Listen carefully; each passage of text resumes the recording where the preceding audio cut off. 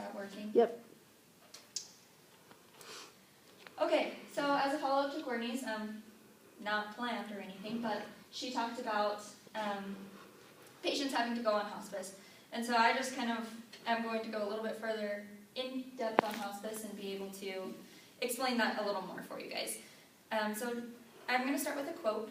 Death should not be viewed as a medical failure, but as a natural conclusion to life. This is by Christine Cowgill. She is a registered nurse who deals with hospice patients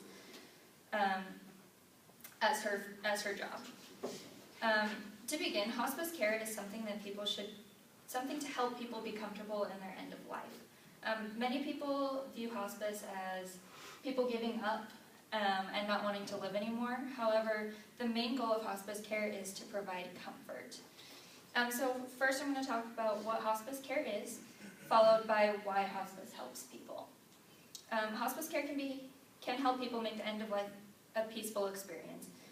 Many people, especially older people, when they pass away are very uncomfortable and it can be a very long process. This also occurs with people with terminal cancer.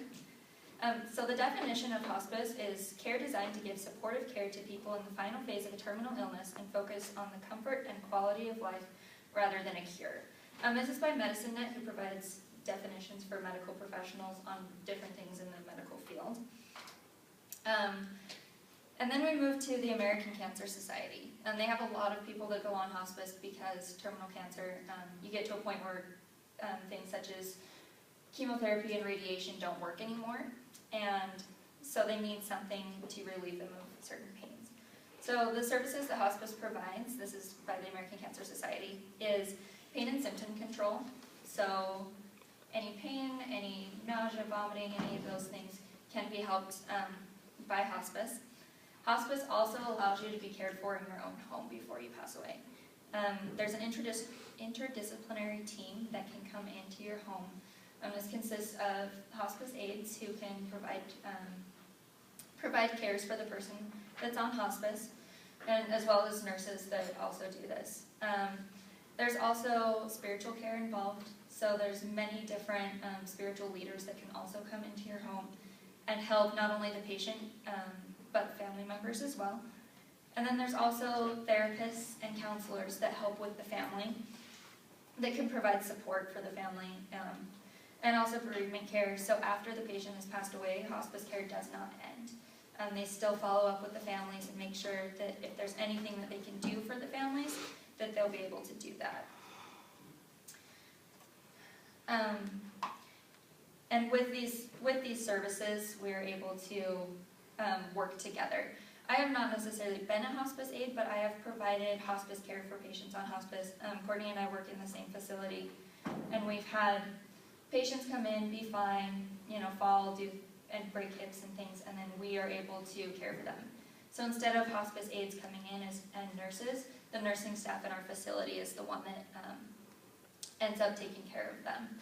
And then we have the spiritual leaders and all those come into our facility. The other thing that hospice provides is medications for people at their end of life. These are provided by Crossroads Hospice, which is a leading hospice facility in the United States. The first thing is they can provide medications to control pain. And these are given in liquid form most of the time because patients lose their ability to swallow as the end of life gets nearer. And so a lot of times we give morphine drops. They just go in your cheek and then they drain down your throat, providing pain control.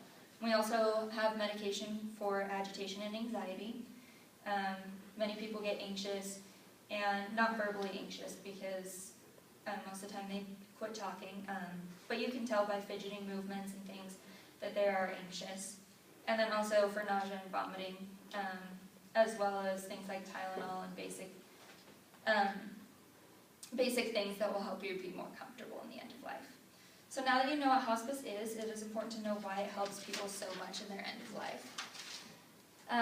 Many patients suffer in their end stages of life because of, most of the time it's from pain, such as cancer. Cancer is a very painful disease to suffer with, and hospice can help that. And because death can be painful, hospice definitely helps with the pain of patients. So with the medications, with all the people that are coming in to take care of them, it helps them. And also, and even sometimes more important, hospice helps the family with their emotional pain. Because most people are going to be upset when they're seeing one of their loved ones die. All of the interdisciplinary staff can come in and help with counseling and taking care of the patient as well as the family. And then it also offers relief from suffering, of course through the medication, but there's also a program called respite care where family members can leave their loved one who is on hospice for a few hours while the staff stays with them so that they are able to kind of breathe and be able to relax and get things off of their mind and then be able to come back fresh and finish the life of their loved one in a very high quality way. And so hospice care is a very useful tool in end stages of life when death is near. Lots of help can be provided, there's many different kinds of help, and hospice is always there. There's somebody on call 24/7 for your needs. And hospice can make death a very peaceful experience. And when somebody passes away in a peaceful way, it is much easier to remember them as they were, rather than a very traumatic way. So are there any questions? What brought you into this field? So I don't necessarily work exactly with hospice patients. We work in orthopedic rehab. I just love helping people and helping them recover from things. But when they do go on hospice, it is very, very rewarding to be the person to help them in the end of their life. Family is so very grateful most of the time. It's a really hard decision to put somebody on hospice because sometimes it feels like you're giving up on them.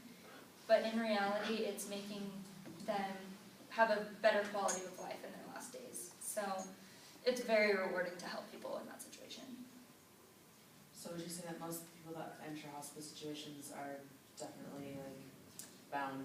Yeah, one of the requirements of hospice is that life is predicted to be 6 months or less. If for some reason you do get better, you can be discharged from hospice and readmitted at any time if you were to get worse. But most of the time people stay on hospice for anywhere from 1 to 2 days to 3 months.